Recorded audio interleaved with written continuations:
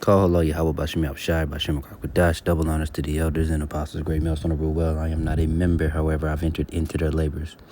Peace and mercy to the sincere brothers and sisters doing this wherever you are, whatever your lot may be. I told you, I think I posted one video and I said it's simply just titled Check This Out.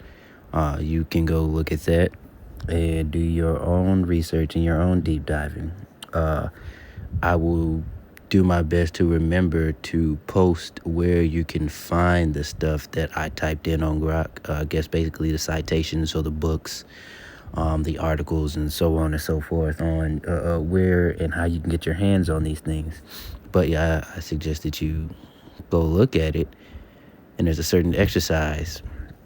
Okay, 3 letters, 2 numbers, right? And when you hear it, type it in, deep dive on your own, and you will see how much that thing from 84, there's your hint, it resembles what's going on right now. And again, I will say it, and like I said it in that last video, I'll say it before. Make no mistake about it, all of this is orchestrated. Every major city, in each one. And now it begs the question, who funds No Kings? Why is the name No Kings, right? The more you're in this truth, the more you learn to speculate just a little bit easier. You learn to be a little more scrupulous and skeptical, and and your analytical skills go through the roof. All right, that's just another byproduct of the Lord opening your eyes, or removing the wool, should I say.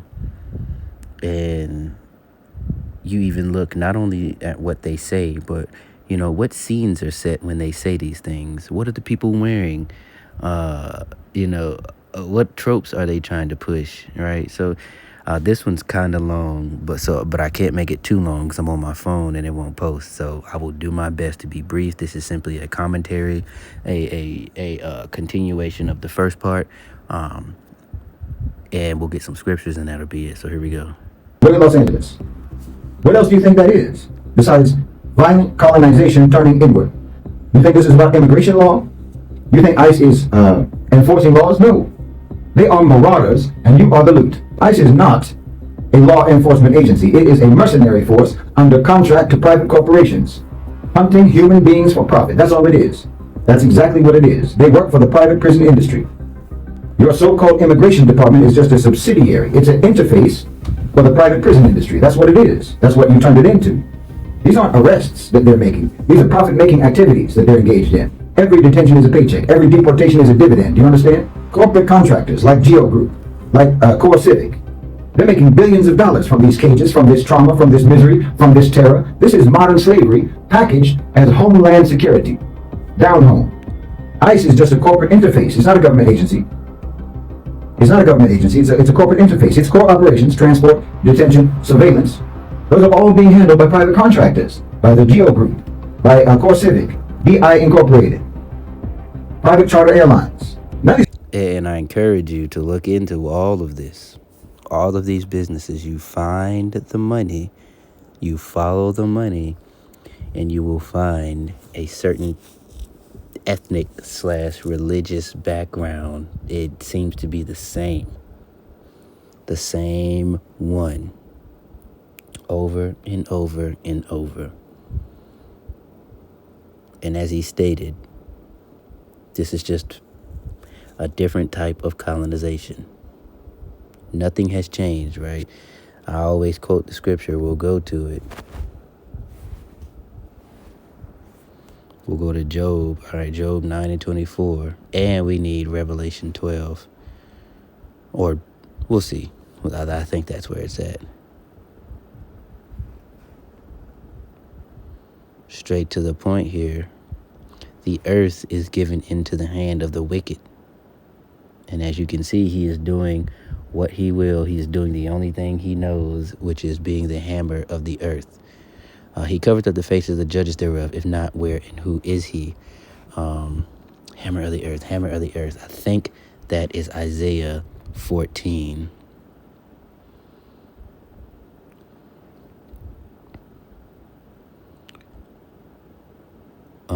Nah. Where are you?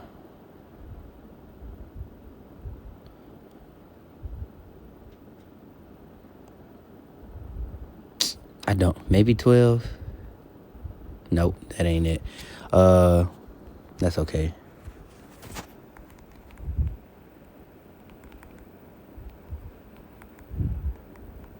Maybe it's Jeremiah. Jeremiah 50 and 23.